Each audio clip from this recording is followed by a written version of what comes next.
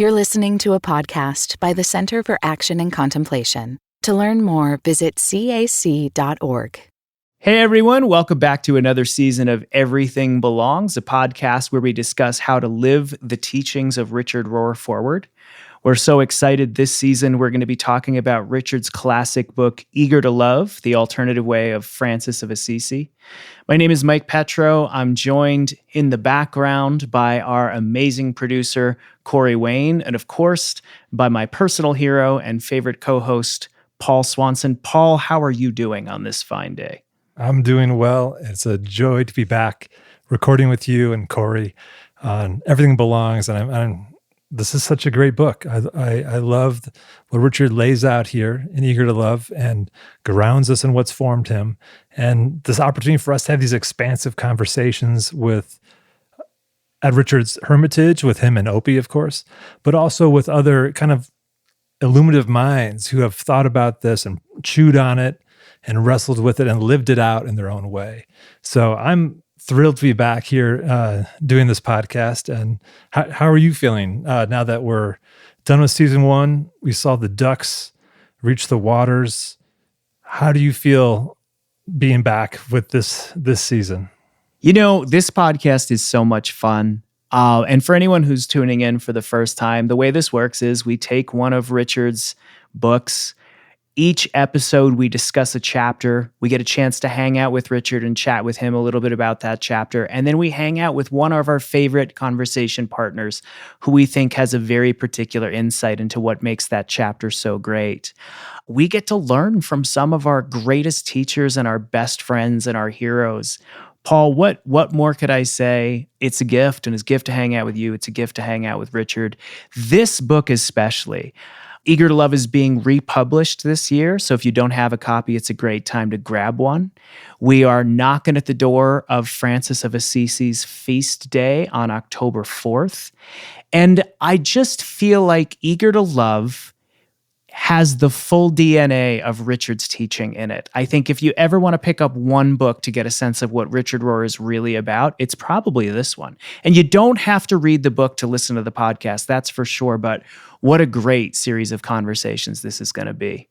Yeah, it just reverberates with the incarnational mysticism of the Franciscan way. And you're going to dive into all these terms and some of the characters that helped really popularize Franciscanism with a deep kind of steeping in how Richard was formed in this way of being in the world and how it's impacted not only us, but, millions around the world. And we're excited to go on this journey with you, whether you pick up the book Eager to Love or you just tune into the podcast. Thanks for being here. And with that, we're going to head over to Richard's hermitage to connect with him and Opie, of course, about this first chapter. All right, Paul, let's do it.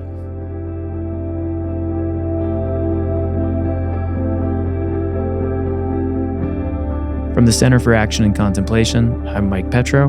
I'm Paul Swanson. And this is Everything Belongs.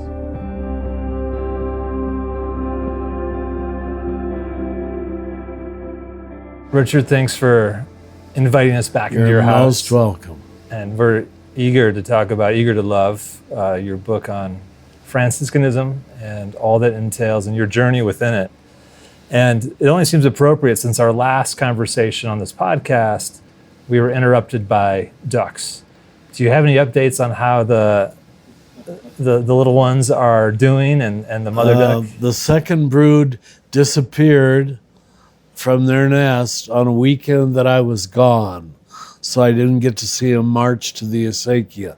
But I assume they did, because the nest was empty and Mama Duck had led them. Wow. It was a beautiful sight on the first batch. Yeah, right here at my door. I hope they come back next year. It really was a very magical experience. Yeah, I love it was wonderful that you were here. Yeah, ridiculously beautiful. Well, I'm so excited to be with you all to talk about Eager to Love. It's so great to invite our listeners to read along or just listen along. This is one of my all-time favorite of your books, and so I can't wait to do this journey. Yeah, it's so great. Oh, thank you. So great. And I feel like it really gets to the essence of a lot of the cores of your teaching. Well, that makes me happy if that's true, that I got that down somewhere. And Franciscanism has been at the heart of my worldview, as you know. Well, and you address it too. Like, I mean, sometimes Francis could come across flat because he's so sanctified that the texture, the dirt, the way of life can get flattened along the way. But, as a way to begin, we just want to ask you a question first, because we know how St. Francis of Nothing, took such great joy in the goodness and love of God. So in your own life story, Richard, when did you first experience the goodness and the love of God? Wow. Boy, you bring it home, don't you? I just sort of assumed it to be true. That I had met, starting with my parents, in their limited but real ways, the little Kansas farm Catholic culture I grew up in, a lot of simply loving people, not in any fancy ways. And I assumed, well, God couldn't be better than that. That's what God must be like. So I assumed a loving God. It didn't need to be proven to me. And I was almost disappointed as I began to study moral theology and the way we interpreted the scriptures to see how judicial the gospel became, at least in Catholic interpretation. It wasn't about love, it was about law. And I don't think that's an exaggeration. Right. I've so appreciated how in your teaching, you while you give us good theology, you always bring us back to experience. I'm curious, did you have any mystical experiences or experiences of the goodness of the divine when you were a child? Yes. Yeah. Would you be willing to share about any of them with us? The one came back to me just about 10 years ago when I returned to my cousin's farm way in flat western Kansas, where we used to stay in the summer with our cousins. And I found a little patch of very rich green grass right next to a chokecherry bush. Do you have chokecherries in Minnesota? Yeah. Yeah. And it was sort of hidden from the house and the walkway. And I went out there and laid at night and looked up at the stars and felt, this is it. I wasn't educated yet. It wasn't a highly philosophical way of thinking. It was just, I knew it was good, and I knew it was God, and I knew it was for me. I'm only giving it those words now. But I went back and found that little spot. The chokecherry bush is still there, and a little different kind of grass, whatever it is still there. I almost wept. It's so beautiful. And when I think of beauty, I also think of, if I remember correctly, you've shared with us about your first encounter with the Franciscans, which I think was an experience of beauty, wasn't it? How did you first encounter the Franciscan order as a child? When I was in the 8th grade, 14, they came in their brown robes to give what was called a parish mission, where they would take over the parish church for a week, do all the preaching and all the teaching every night, a major sermon. It was our version of an altar call. We didn't have anything like an altar call, but we just listened to priests preach. Well, these two guys were grand old men, really. Chris Schneider and Noel Williams. Still remember their name. Wow. And they came in our 8th grade classroom in their lovely brown robes and just, I was probably all a twitter. Look at that. There are such people. And I must have expressed interest to one of them because they gave me a little booklet with the address in Cincinnati. And I wrote to them and never regretted that decision. Even though my reasons for staying changed, I would say, every 2 years. Yeah. Has that continued to today? Yes. Yeah. I mean, I have no resentments, but the order as order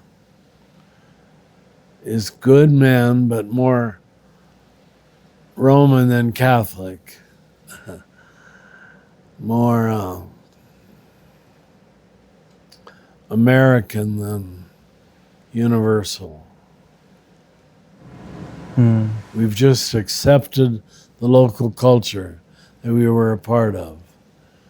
We still have statues of St. Francis and Clare and consider them our symbolic leaders, but there wouldn't be much quoting of them, really, to be honest. It's going to be good to quote them a bit and to Yeah, get into well, that you in would our think, upcoming wouldn't you? conversations. Well, Francis, there's quotes, but Am I- it's also the official reading at the beginning of a chapter or something like that, you know, not at the dinner table. I love that idea. I love thinking of young Richard being stirred by these elders in their brown Oh, robes and yeah. the sense of calling that elicited. Everything that's symbolic when you're at 14. The ropes, you know, and the sandals. They were like from another planet. Yeah. Yeah. Another religious planet. And I imagine giving you something from themselves to you would have an impact of Yeah, the reception of that little book. Probably. You know, this chapter 1, what do we mean by mysticism? You quote the Franciscan motto of my God and all things. Now, taking that motto in relationship to mysticism, how does that communicate for you Francis's sense of the mystical? My God and all things. Francis's spirituality was not exclusive. It was not separating yourself from the impure, the unworthy, the sinners. He moved down to the leper colony. That's his conversion. He says that in his testament. When he got off his horse, what wonderful symbolism, and kissed a leper, it was that moment that my sadness turned to joy. And I knew what the gospel was. That's almost a quote. You see how unchurchy it is. It's not while kneeling in the church. Now there is the praying before the cross of San Damiano, but that's right afterwards. If you see remember the movie Brother Sun, Sister Moon? He goes running from, I think, well, I better not say because I'm not sure. I wanted to say from the kissing of the leper to the praying before the cross. I'm not sure if they're aligned or if they're even shown in the movie. I've never seen that movie. We should watch it. should watch We it. should Oh, watch it while we're Michael, recording why this. don't we buy it at the CAC Yeah, and show it around October 4th? that'd be great. The You wouldn't- soundtrack's amazing. You wouldn't be disappointed. All right. I'm going to You watch would. it. And listeners are here at the moment where I've Yeah. seen it and we All bring it right, into the good. conversation. That's great. You'll love it. Claire is like a little movie star, and he's a handsome Englishman. Well, Well, I love this idea of incarnational mysticism, and we'll come back to this again and again, I suspect, so moved by this image of Francis kissing the leper and the immersion in life. You know, I got to bring it back to Origen. Origen has this comment. All right. He says, to love God and to love good things are one and the same. Wow. Which feels Franciscan to me, doesn't it? It sure does. How To love God and to love good things. Why didn't I discover Origin early? Good for you. Thank you. How do you think we live that in, and I love when you talk about, again, incarnational mysticism. How can we bring that love of God and good things to three-dimensional reality in our lives? And even for our listeners as they're going to take a journey through this book with us. You know, I think it was very intentional, the title I chose for the book, Eager to Love, because I felt, and forgive me, God, if I'm wrong, but most attempts at church reform were eager to be right, eager to judge, Wow. eager to win. Yeah. There was none of that in Francis. And people don't realize how revolutionary that is.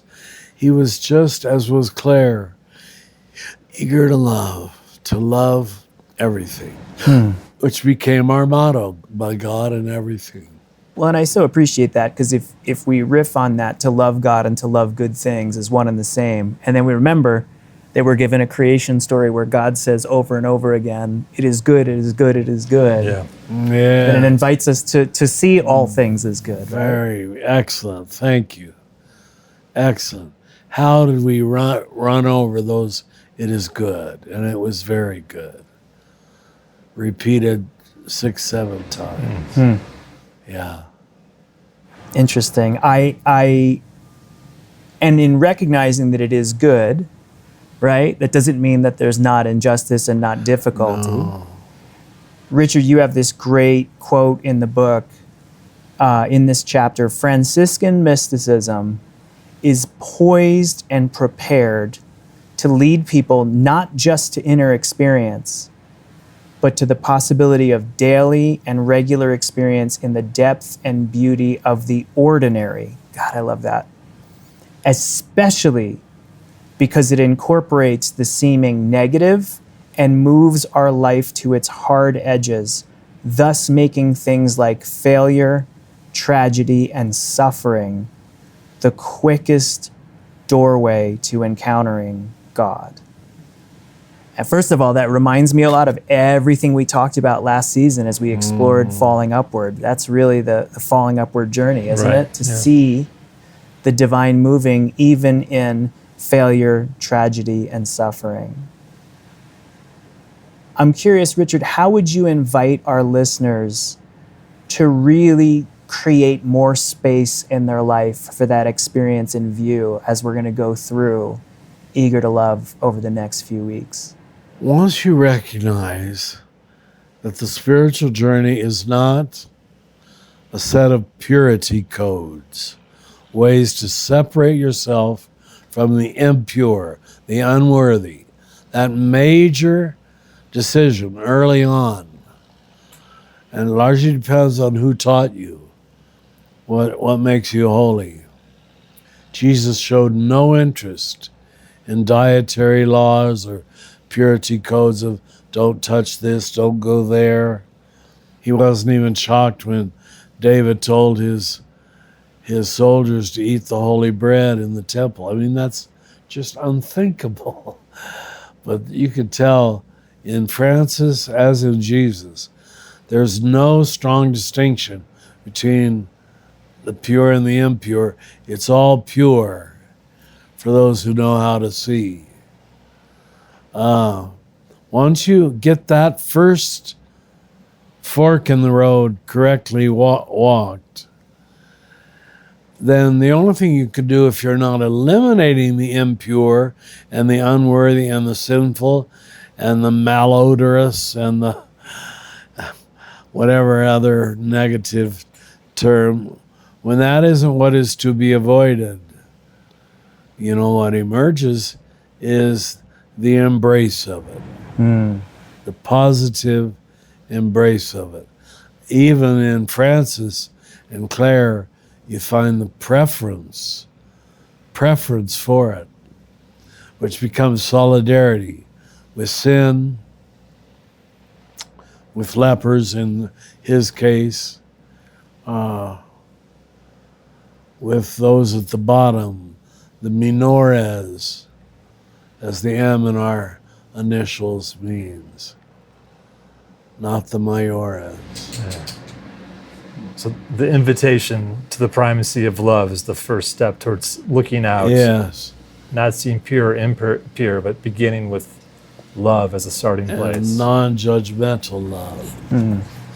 Let me give it, if this isn't adding too much, a socio-political interpretation.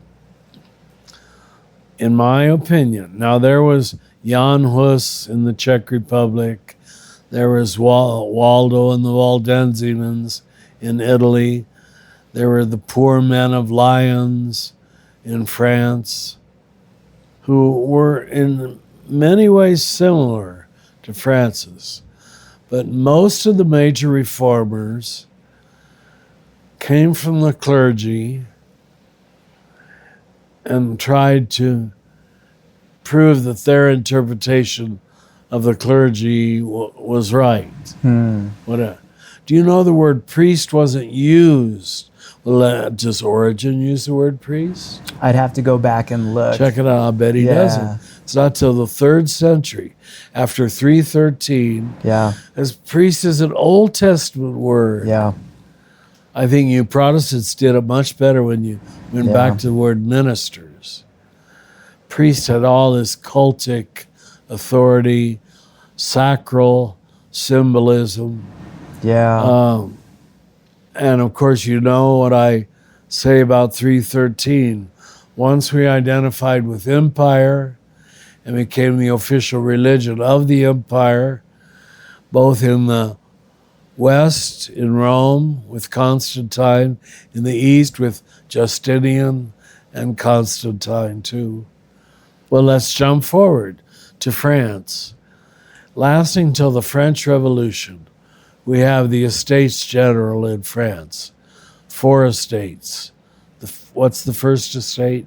You guessed, the clergy. Yeah. The clergy, the most privileged group in the government. How can you expect reform to come from such a group? The second, the nobility.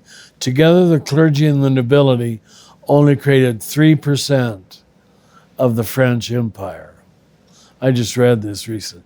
The whole rest was the third estate.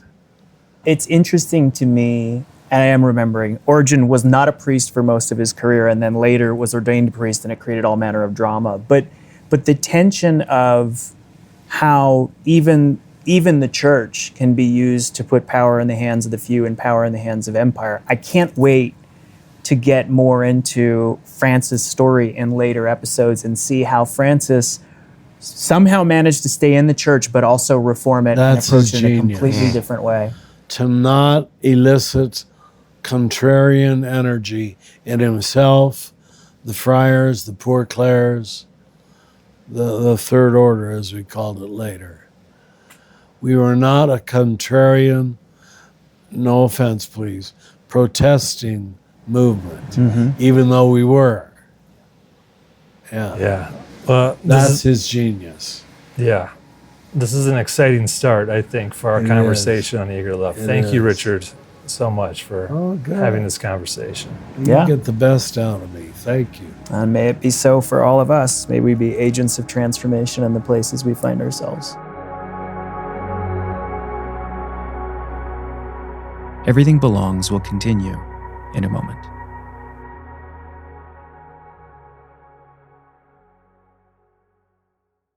What does it mean to embody salt and light? In 2025, Richard Rohr's daily meditations turn to Jesus' timeless metaphor for reflecting love into the world. Amid this season of uncertainty, join us in living with trust, being salt and light. For 18 years, the daily meditations have inspired thousands of readers like you. Subscribe today at cac.org/saltlight2025. That's cac.org/SALTLIGHT2025.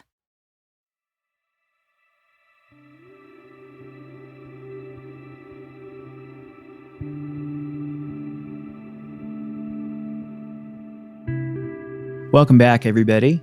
Today we're going to be talking about Chapter 1, What Do We Mean by Mysticism? And who better to talk to about what we mean by mysticism than our precious friend, Mirabai Starr. Mirabai Starr is an award-winning author, internationally acclaimed speaker, and a leading teacher of interspiritual dialogue. In 2020, she was honored on the Watkins list of the 100 most spiritually influential living people. Drawing from 20 years of teaching philosophy and world religions at the University of New Mexico-Taos, Mirabai now travels the world, sharing her wisdom on contemplative living, writing as a spiritual practice, and the transformational power of grief and loss. She's authored over a dozen books, including her most recent release, Ordinary Mysticism, Your Life as Sacred Ground. And if I can say this, Mirabai is a precious friend and a mentor and a friend of Father Richard and the CAC, and I hope all of you.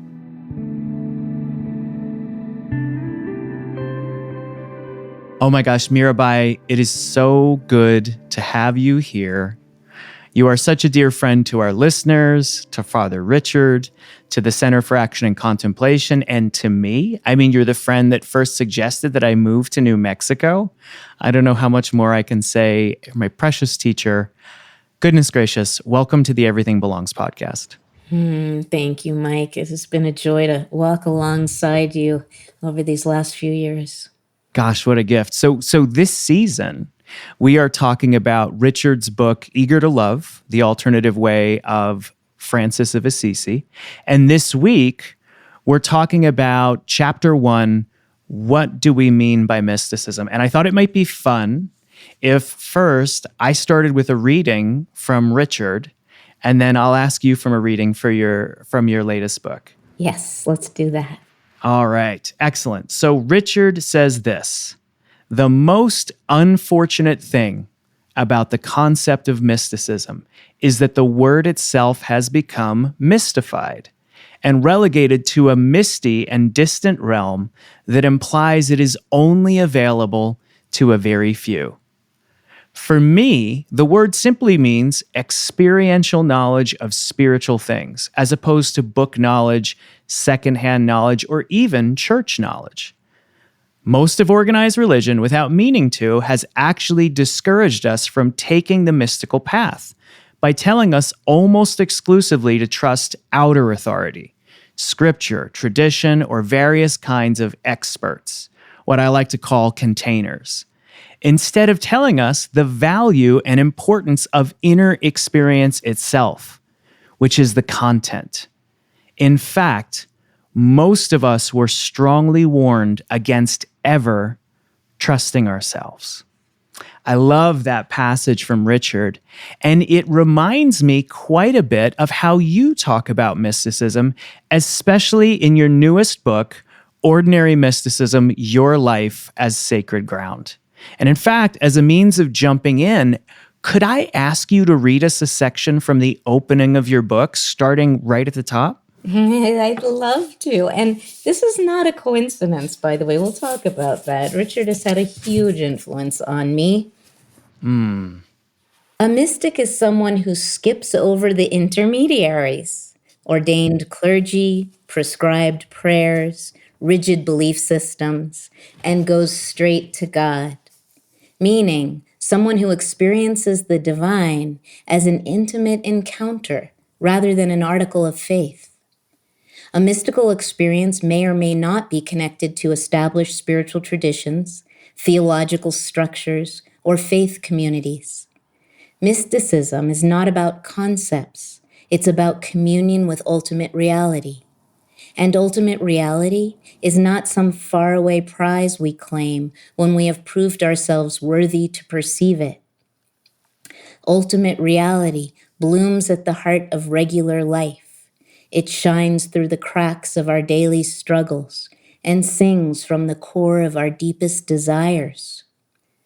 A mystic knows beyond ideas, feels deeper than emotions, is fundamentally changed by that which is unchanging. Mysticism is a way of seeing beyond the turmoil, the rights and wrongs, the good guys and villains, to the radiant heart of things. Oh my gosh, seeing to the radiant heart of things. I love that so much. It reminds me of one of Richard's favorite definitions of contemplation, which is a long, loving look at the real. Yes. Goodness gracious, this idea of seeing to the radiant heart of things. I can't wait to get into this with you, but before we jump in, let me just back up for a second. I can't wait to see you next week up in Taos for the launch of this newest book of yours. Would you mind telling us, how did this new book come to be? So I would say there are two different streams, let's call them, that fed into the genesis of this book.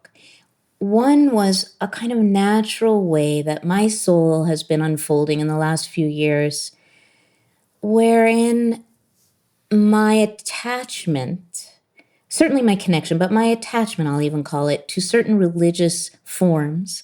And by the way, for those of you who are not familiar with my work, I actually do follow numerous spiritual paths. Hinduism, at least nominally, Buddhism, much more in my meditation practice, Sufism, which is the mystical branch of, or the mystical expression, let's say, heart of Islam, and my ancestral Jewish tradition in its most progressive form, I would say, and definitely the Christian mystical tradition. So all of these paths commingle in my soul, but I've been like developing an allergy almost to religiosity. And so certain kinds of ways of framing things, God language, actually has been making me kind of recoil a bit. And I've looked at that with interest and curiosity, like, what is going on here? These traditions are so deep in my heart and so meaningful to me, but they're starting to really turn me off. So I'm someone who's learned to trust when things like that arise, to investigate them with a kind of light touch, just be really genuinely curious and see what's happening. But as I begin to pull on those threads, what I'm finding is a lot has unraveled. And what's left is luminous. I mean, I've not thrown out the treasures of these traditions with the dirty water of what doesn't resonate for me anymore. But a lot of it has been falling away. And as a writer and as a public thinker, I expose all of that in writing. And so that's why nobody please take anything that I have in print that seriously, because it's likely to change by the next book, but at least I'm open about it. So that was one stream, was my own natural deconstruction process with regard to the formality of religion. The other one is that Anne Lamott, the wonderful contemporary Christian-esque writer, it's hard to define Annie Lamott because she's in a category unto herself. She's Amazing. also quite literary. Yeah, right? Yeah, amazing. Yeah, so Annie is a friend of mine and a kind of mentor, I would say. And although in this book, I kind of take the whole idea of mentor-protege relationships also to task, and I'm kind of deconstructing those as well while I'm at it. But Annie said to me, look, I have a book idea for you.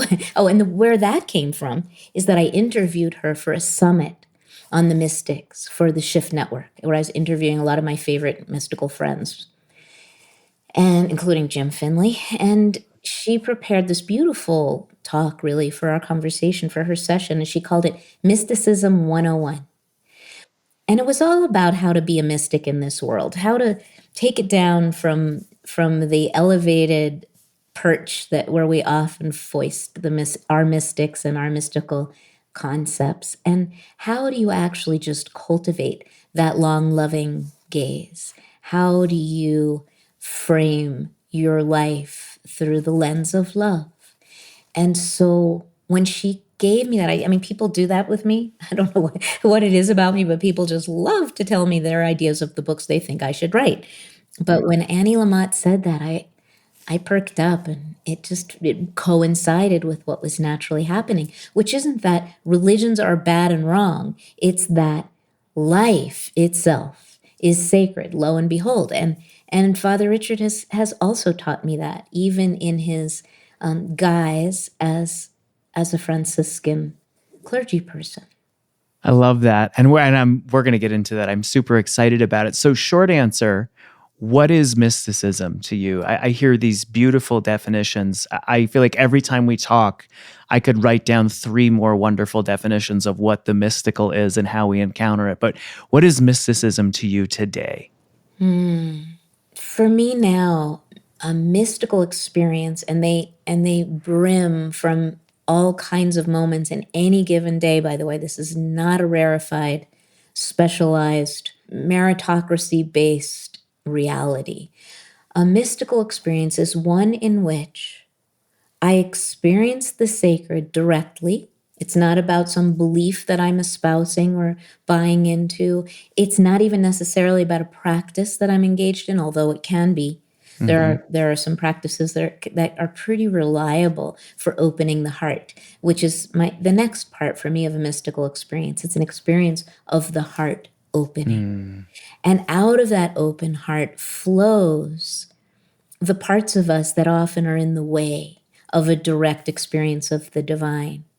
And into that open heart flows that grace, that sacred substance that mercifully helps me forget for a moment that I am separate. Oh, God helps me forget for a moment that I am separate. That's amazing. I love that. I love and have all the years that we've been friends, the years before that I read your books. I love how you approach mysticism and how you give it life beyond the boundaries of institutions and intellectualizations. It's mysticism beyond creed, dogma, organization, or institution, and it's anchored in experience. And I so love that. You sort of, for me, the image I have is like letting a bird out of a cage. I can't help but think about the hummingbirds that are so prevalent and so sacred here in New Mexico and show up, on my hikes, as I'm sure they show up on yours. And I know they're traditionally associated with the spirit, and they don't do well in captivity. You really can't cage them. I think a lot of us, without realizing it, and I hear this in what you're saying, we've sort of caged our capacity for mystical encounter. How do you think we break the bars open and open ourselves and open our hearts back up to this mystical experience that you're describing? Well, for me, it's a combination of critical thinking and dropping down into my heart and disarmoring my heart. And it's both. One of the things I've learned, maybe as a female person in this world, and I think people of all genders have access to exactly what I'm talking about, is that seemingly contradictory propositions can not only both be true, but just are and must be. And that's called a paradox. And that's what characterizes the mystical life. So it's not all about only the heart. It's like in Buddhism, they talk about the 2 wings, right, of wisdom and loving kindness or compassion. And it's in Jewish mysticism too. It's chesed and gevura. It's in every wisdom tradition. We see that we need both a loving heart, a softening, a yielding, a tender heart. And we also need a kind of fierce discernment and a willingness to rigorously engage with reality and wrestle out the truth. And so for me, the mystical path is not fluffy. And when I talk about love, it's not only a sentimental love, although there's definitely a fragrance of sentimentality in there. Let's not dismiss that or deny it. And that's sweet and that's wonderful. But this love of which I speak is what Jesus, I think, was referring to by the narrow gate. It is rigorous, it is demanding, although, unfortunately, the rest of that quote has to do with very few can pass through. And my thesis, I hope you don't mind, Jesus, is that everyone can pass through. It's only narrow insofar as we think of love as we often think of love as something we're doing wrong. Yeah. I'm not loving enough, or I'm too loving. But this is a love that welcomes all that we are, as Richard Rohr so often teaches us. Everything belongs in this love, but we have to show up for it, and we have to do our work. There is an element, and Father Thomas Keating, who was a dear friend and mentor of mine, the kind of the architect of the contemporary centering prayer movement, also taught me that this path of love requires courage and fortitude, because it's so much easier to actually just keep your heart closed. Oh my God. Yeah, it's so interesting. I love everything you've said there, especially for me for the listeners that this means something to, and if not, don't worry about it. But as an Enneagram 4-5, and I constantly test as a 4 with a 5 wing or a 5 with a 4 wing, that's big heart center and it's big intellect center. And I feel like so often in my life, I've been asked to choose between the two. Yes. And there's this beautiful practice, it's very ancient in the Christian tradition, called the prayer of the heart. And the basic simple instruction is that you sink the mind into the heart and you look there for other eyes. And it's the eyes that open when you align your mind and your heart. It's both together. But as you've said, wow, there's a lot to feel if you go through life with an open heart. Goodness gracious, huh? And the other thing about living with your heart open, and this is part of where the rigor comes in, is that it's harder to otherize. It's harder to make the other evil and wrong and stupid and all of the things that we're tempted to to judge people for on a daily basis in small and larger ways. It's disarming the heart creates a felt experience of our unity with all beings. Yeah. Well, and I suppose even with ourselves, right? Because I feel like we other ourselves very often. We want to cut off our sadness, our grief. We want to cut off our shadow in Jungian terms. We don't want to look at the parts of ourselves that don't get rewarded or are a little bit more difficult to deal with. And I think we lose the best of ourselves when we do that. We do, don't we? I agree. It's interesting. It's sad to me that I think if we're honest, many of us know that some of the best even spiritual communities that we've been a part of have accidentally othered, right? As soon as I become a part of a community and that community becomes exclusive, there are insiders and outsiders. And I think mysticism leads a lot of us beyond that. But it can, to use Richard's language at the top of the conversation, it can sometimes take us beyond our containers. And so what I love about your book, and here's the next question I have for you. I'm thinking about a lot of our audience that's maybe living life after church, you know? Even for some of our listeners who still go to church, it seems like the attendance at the old centers of mainstream religious representation are on the decline. But somehow spirituality seems to be on the rise, which is an interesting dichotomy.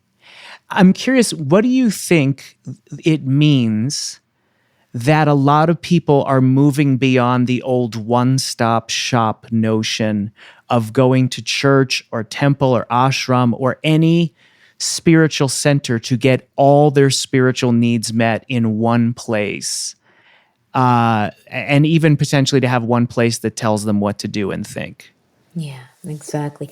And oh my gosh, I wish I was the kind of person that could just buy that. I'd love for someone to tell me what to do and think. I spend so much time wrestling with what to do and what to think.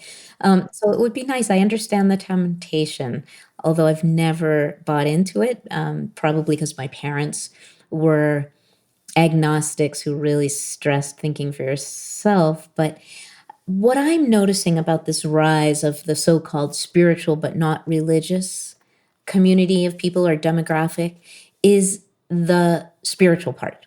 So it's easy to say they're leaving the church in droves, or the temple or the ashram or the mosque.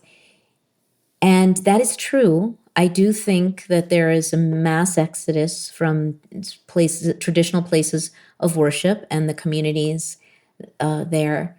But there is, as you pointed out, Mike, this rising thirst for the sacred, for ritual, for magic.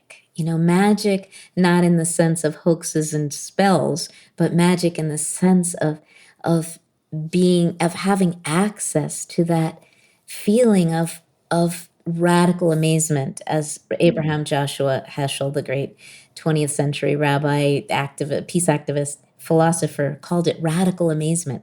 That is getting stronger. And also a desire for community, for fellow travelers. And it used to feel, I think, to people not that long ago, like they either belonged to a church if they wanted to have community, spiritual community, beloved community, or they were on their own, looking for Yeah. God in these Yep. solitary spaces. But that's no longer the case. Either churches have become progressive and open enough, or spiritual communities have, to accept that rising spiritual but not religious impulse and meet it, or people are forming these kind of pop-up spiritual families. Yeah, I love that. And it's interesting because while I think a lot of our listeners at one point may have found themselves at home in a spiritual community and now are sort of a part of the tribe of wandering exiles, I also think there's a lot of our listeners who are a part of a spiritual community. But I wonder if there's a point in our journey and maturity where even healthy participation in a community still takes us beyond that one-stop shop attitude that I'm going to go to one place and it's going to meet all my needs, or one group of people and they're going to give me everything I need.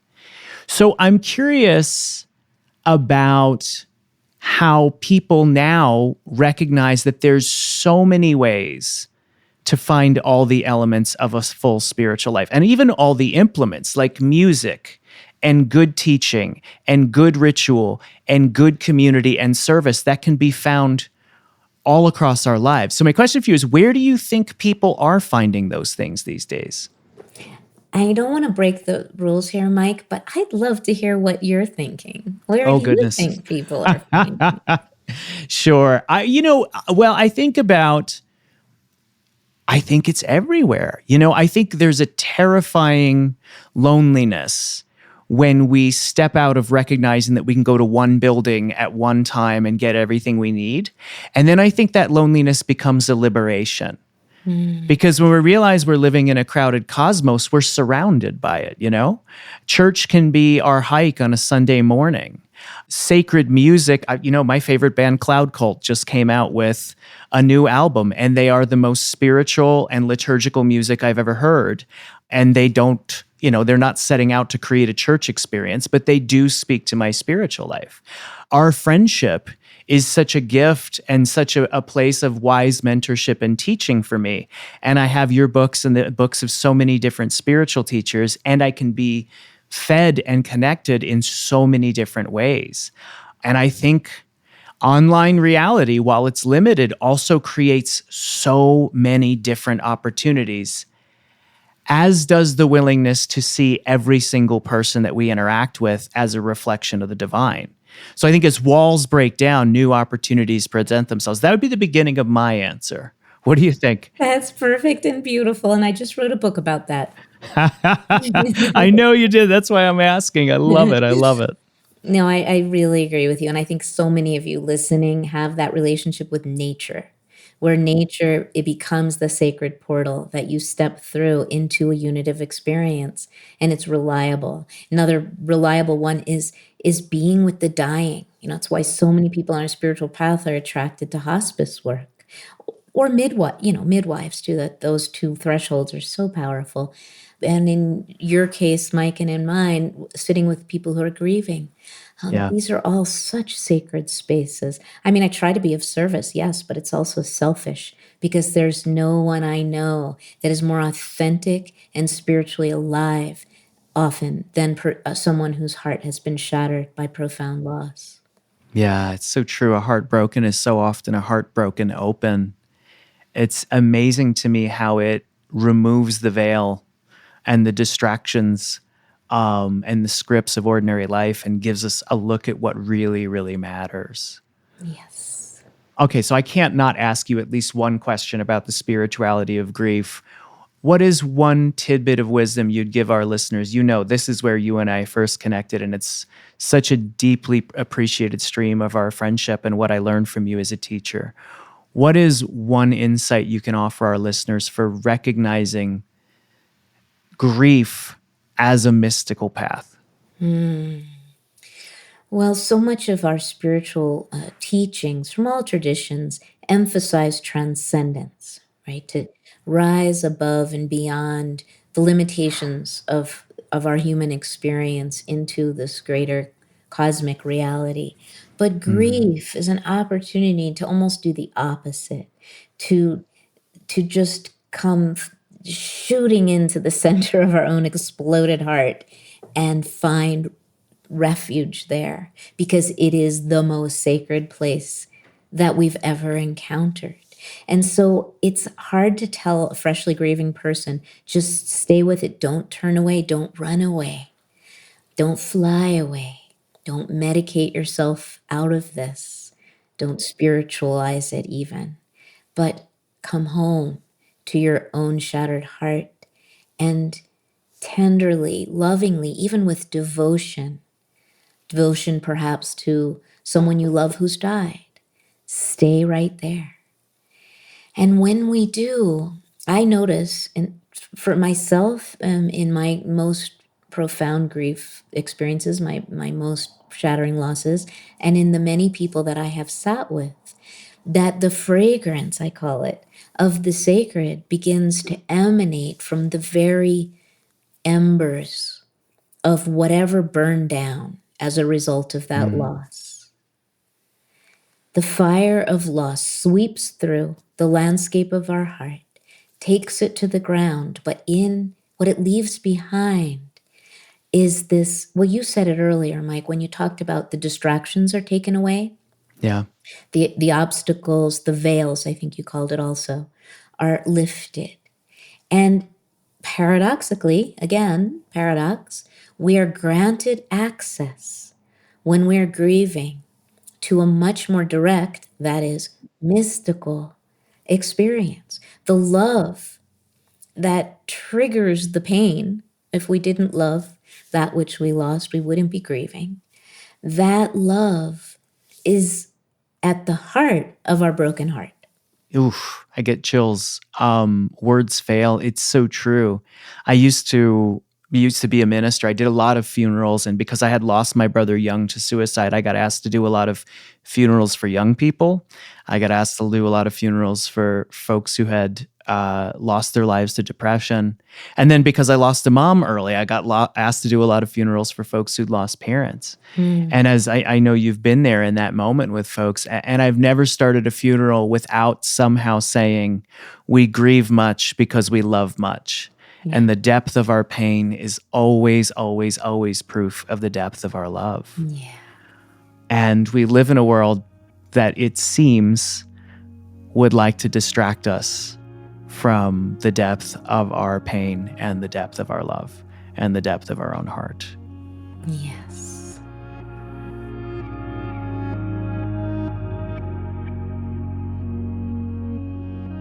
Oh, that's why I'm so grateful for your work and what you bring us back to. I'm so taken with, we've talked about this a bunch, this notion of being spiritual but not religious that gets thrown around a lot today. And I think it's great because I think we've had too much of being religious but not spiritual. And yet the world's major religions offer us so much wisdom for spirituality. I sometimes refer to myself as religious but not religious. You do this better than anyone else I know. How do these major traditions offer us resources in a world where the mystical is becoming more personal and less institutional and more people are craving it, but maybe don't want to sign up for the organization or the institution or have to identify as something? How do we get the ancient wisdom of these traditions without feeling like we have to join them.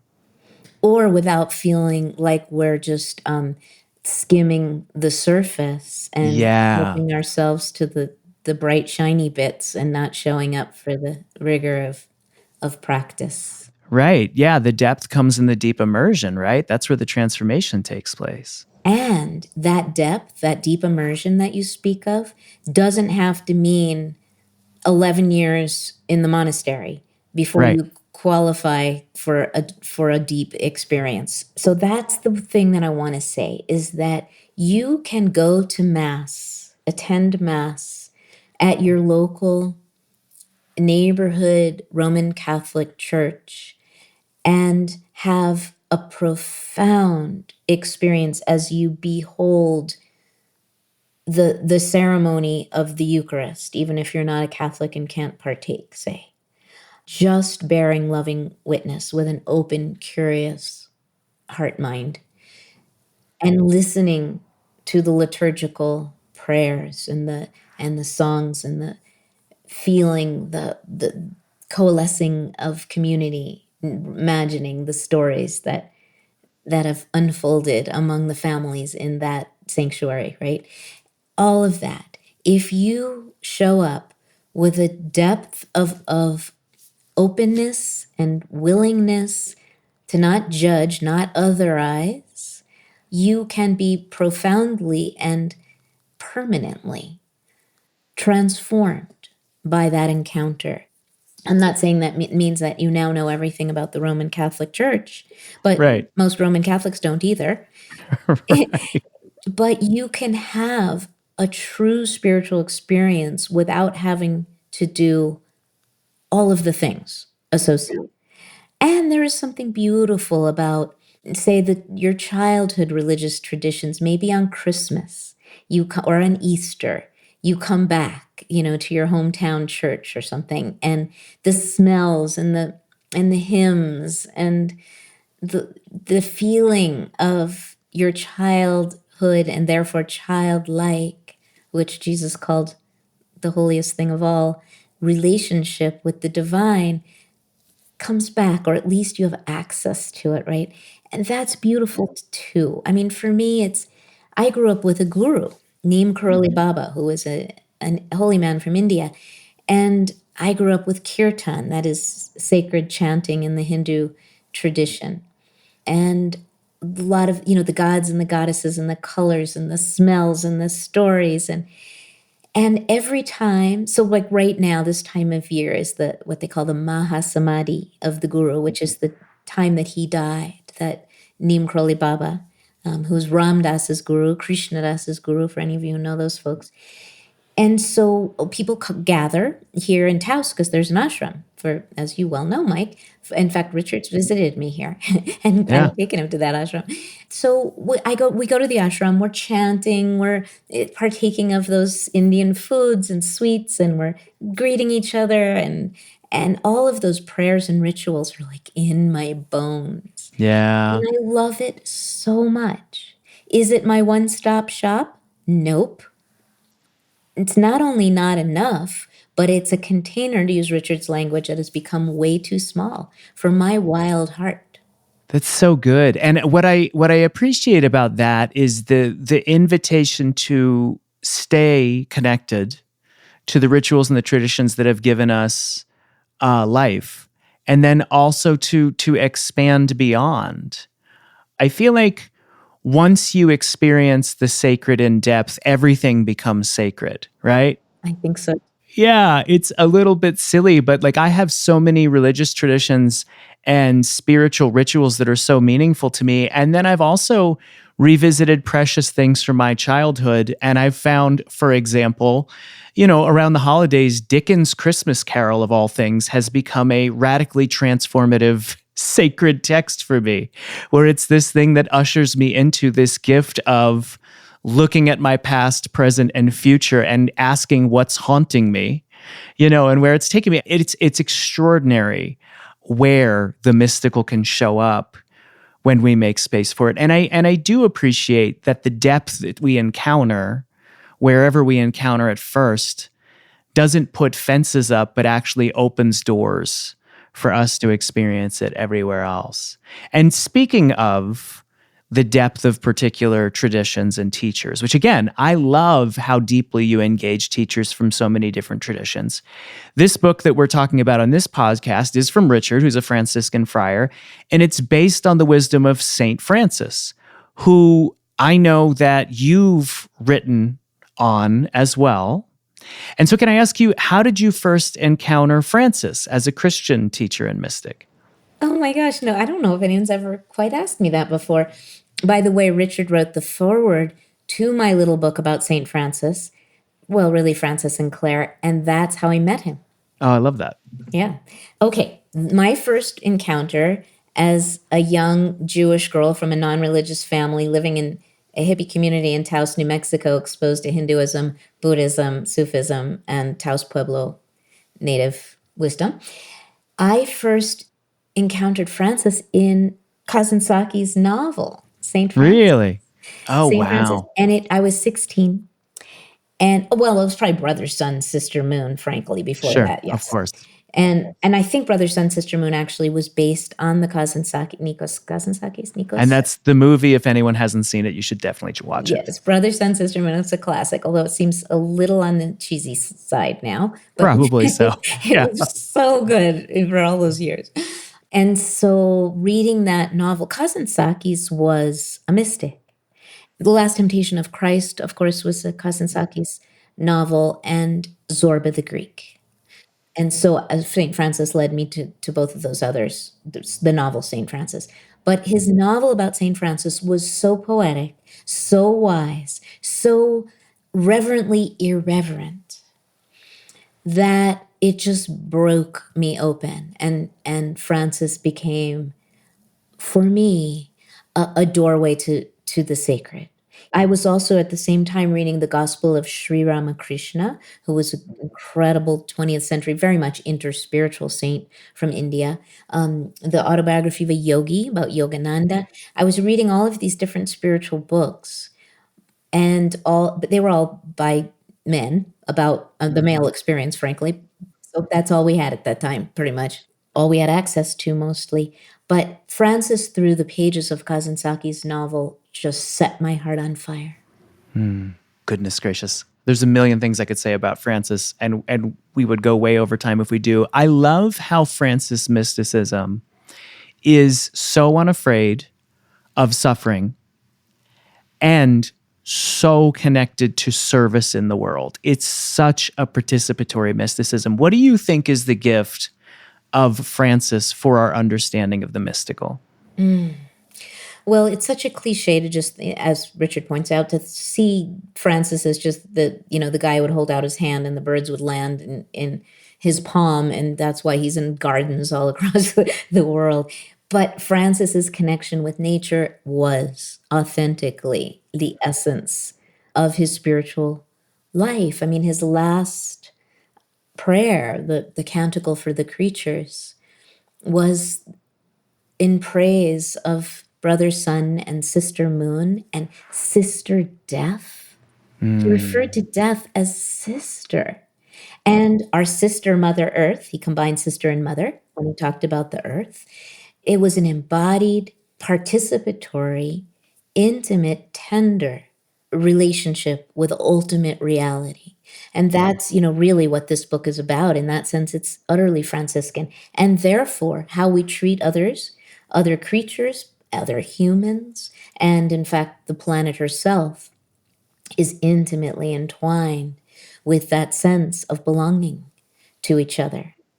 I was just thinking as you were talking about Francis and how in my mind, when I hear Francis, I immediately translate into Francesco, which is his Italian name, Claire. But that's not because I'm so fancy that I speak Italian, and that I insist on the proper Italian nomenclature. It's that I have nicknames, I've never said this publicly, for all of the mystics and saints. Really? I call John of the Cross Juanito in my mind. Teresa of Avila is Teresita. So Juanito and Teresita. Mary, Mother Mary, is always Maria. It's not that that's like a pet name. It's a name that reflects my feeling of intimacy with these beings. And I love that because I love the invitation for us to remember that these are not folks just who've given us words on a page, but they are people I genuinely believe that we can interact with and see and know as presences in our own life. Yes, yes, yes. Yeah, that's beautiful. I love everything about that. You are now challenging me and inviting me to come up with nicknames for all my favorite mystics. Starting with origin. Oh yeah, absolutely. I absolutely have to do so, and I will. And since you mentioned origin, I have to say as well, when I think of what Francis' intimate relationship with Sister Death, Origin has this very quippy thing. He says, the last enemy to be destroyed will be death. And death is destroyed by being made no longer an enemy. So there's this beautiful thing of befriending death and befriending reality. Goodness gracious, before we run out of time, lightning round. I have 2 short questions that are too big to give short answers, but I'm going to ask you to give short answers. Okay, here we go. You've written this other beautiful book on how love is the underlying genius of Judaism, Christianity, Islam. God of Love is the book. I have to ask, in the life of Francis and in these great traditions, how is love so central to the mystic and our living full lives? Oh my gosh, that's a short answer. I know, sorry. There are 2 streams that reflect the primacy of love in the mystical traditions, and we see it in Francis so clearly. One is the fire of desire for union with God. The other is the urgency of walking the way of mercy, of doing justice in this world, of acting that love out with our feet, so to speak. Yeah. And they come together, I feel, in the Franciscan tradition in such a beautiful way. I love the idea that love opens its heart and then it ties on its boots and rolls up its sleeves and gets to work to make love more real in the world. That's so beautiful. Okay, last lightning round question. You tell so many good stories in your book, and you tell so many good stories every time we talk. You tell so many good stories in all of your books. I can't wait for folks to read your book. How do you think it is that our personal and collective myths, and I don't mean our falsities, I mean our stories, are the places of meaning making and the places of mysticism? I think so many of us, especially in the contemplative world, are drilled into thinking that mystical experience is wordless. And I know that it is in a lot of ways, and yet I feel like story can be mystical as well. What do you think? Yes, in the same way that music, as we've talked about, can be, or a connection with nature can be. In Buddhism, they talk about the finger pointing at the moon.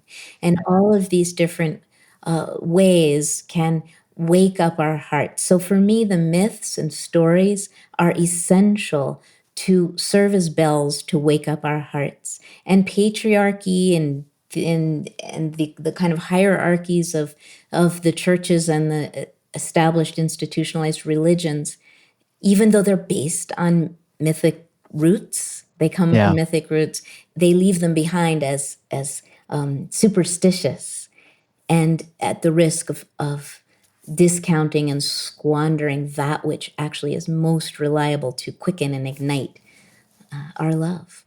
Oh, I love that so much. And I think it's so absolutely essential to our experience of it. And like I said, it's what I love about having you as a friend, as a teacher. I think about Richard has this great quote in this chapter that we're talking about this week where he says, Franciscanism is truly a sidewalk spirituality for the streets of the world, a path highly possible and attractive for all would-be seekers. You don't need to be celibate, isolated from others, more highly educated, or in any way superior to your neighbor to walk this path.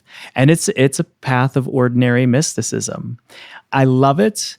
I love, for me, in our friendship, my image of getting to learn from your teaching will always be sitting around a campfire, you and a bunch of folks, and you leading us in songs and asking people to tell stories and helping us see the mystical moments and all that.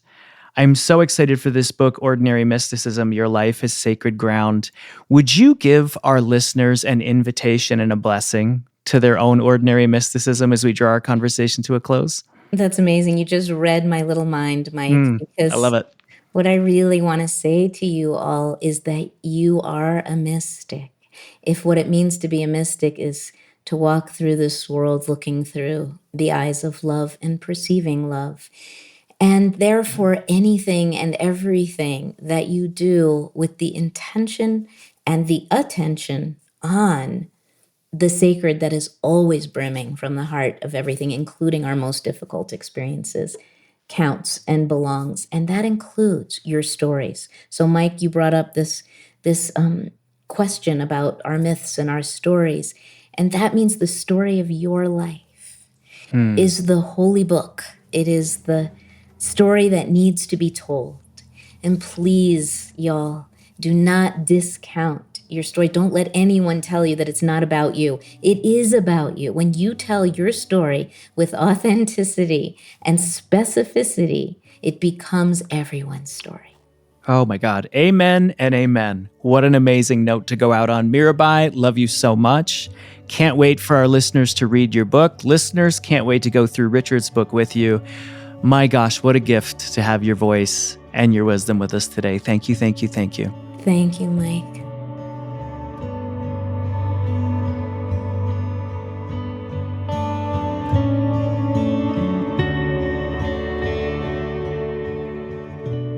Paul, I missed you.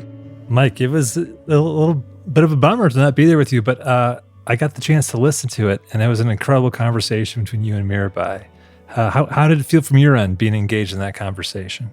You know, I love talking to Mirabai about just about any topic. I love this chapter. What a great opening to this book with Richard.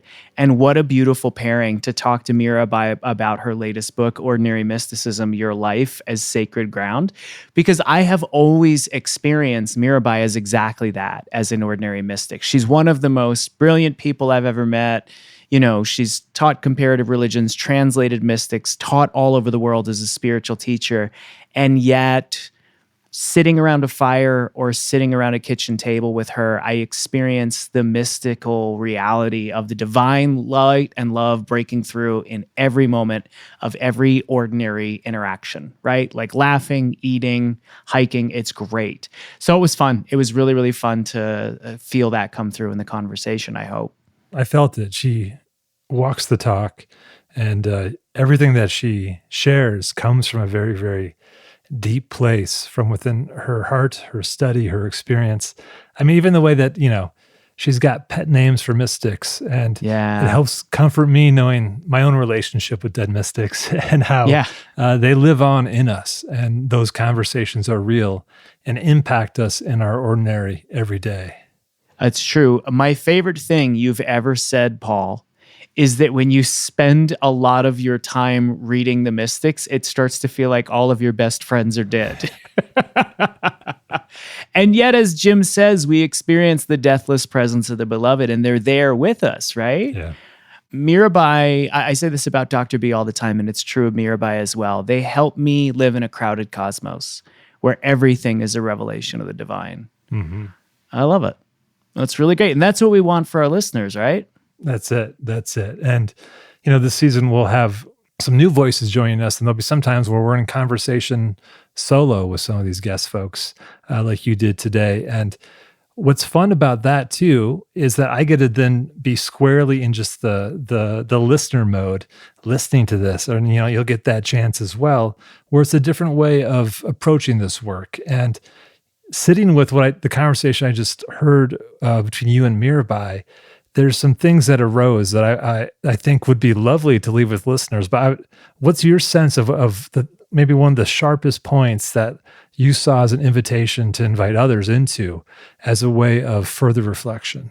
Goodness gracious. I think I have this year finally solidified the fact that I have so many spiritual practices, and this year, one, I've become really comfortable with being in nature as one of my primary spiritual practices.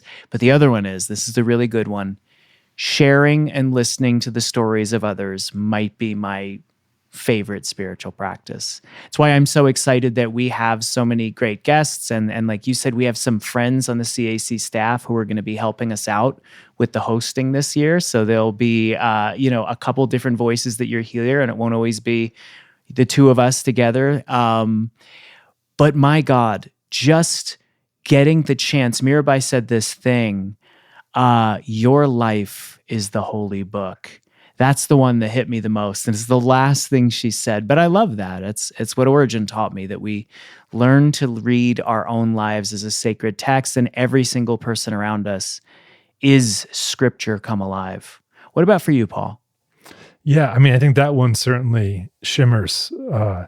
And I think in tandem with that was when you would ask her a question and she responded around the radical amazement. When you guys are talking about community and that desire for community, and how those don't always fall within the bounds of what we consider the typical religious practices. They're there, but there's an expansion there in our everyday, ordinary lives. And, Richard certainly points to that in his highlighting of Franciscan mysticism. And I feel like Mirabai even kind of flings the doors even kind of wider open through her own embodiment and teaching, and with this latest work of hers. Yeah, it's so true. It's so true. And so I'm so excited for our readers. One, if you want, you don't have to read the book to listen to the podcast. You're going to get plenty out of it just the same. But if you want to pick up Richard's Eager to Love, or pick it up again and go through it with us chapter by chapter. Two, cannot recommend enough that you order yourself a copy of Mirabai's latest book, Ordinary Mysticism, Your Life as Sacred Ground. And in the spirit of looking at your life as sacred ground, I think this is the first thing to invite our listeners into at the end of this first episode. Again, Mirabai said it this way, and it was so good. The story of your life is the holy book. It's the story that needs to be told. And I love when she said, please, y'all, don't discount your story. Don't let anyone tell you that it's not about you. It is about you. When you tell your story with authenticity and specificity, it becomes everyone's story. So I think my invitation would be for folks to look for all the ways that ordinary mysticism is breaking into their story, and listen to the ordinary mystical stories of the people around them. What an invitation. I love that.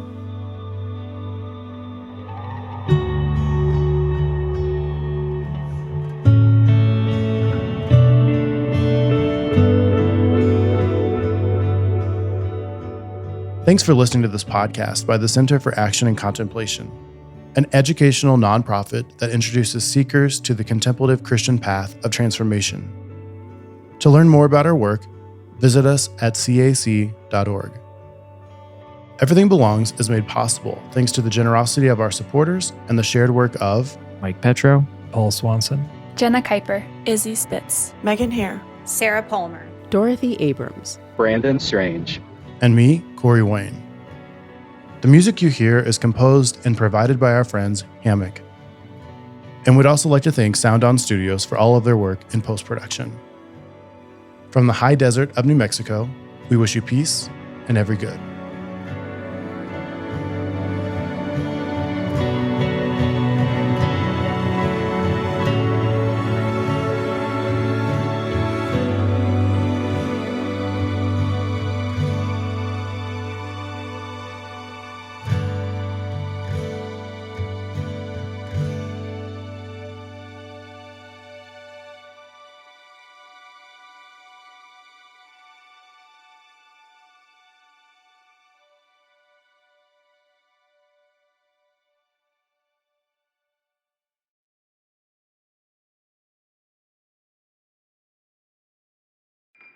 Do you feel called to walk a more contemplative path?